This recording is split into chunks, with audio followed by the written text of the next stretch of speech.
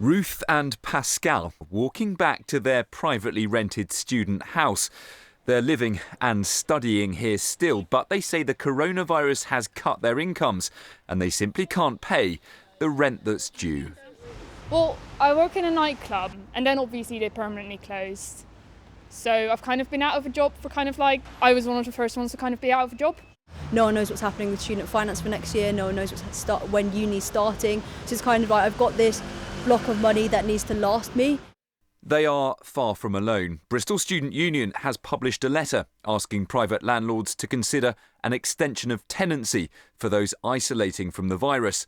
They're also asking for a no-penalty contract release for any students who've already left their rental property and a significant rent reduction or rent holiday for any students financially impacted by the virus.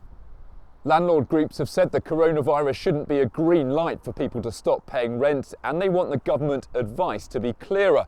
Now, ministers have already announced a 3-month ban on evictions and say people paying rent could be entitled to postponements in their payments, but they say that would need to be negotiated and at most would mean a delay and not writing off someone's rent completely. Diggs is a letting agent representing more than 100 landlords, including Ruth and Pascal's. They said many of our landlords have put in place payment plans for students and some have been able to reduce the rent. There are a number who are unable to. Many of our retired landlords purchased a property as an alternative to a pension, so live on the income from rents. So far, Ruth and Pascal's rent is 4 weeks late, and with 5 tenants in their house, that's about £6,000.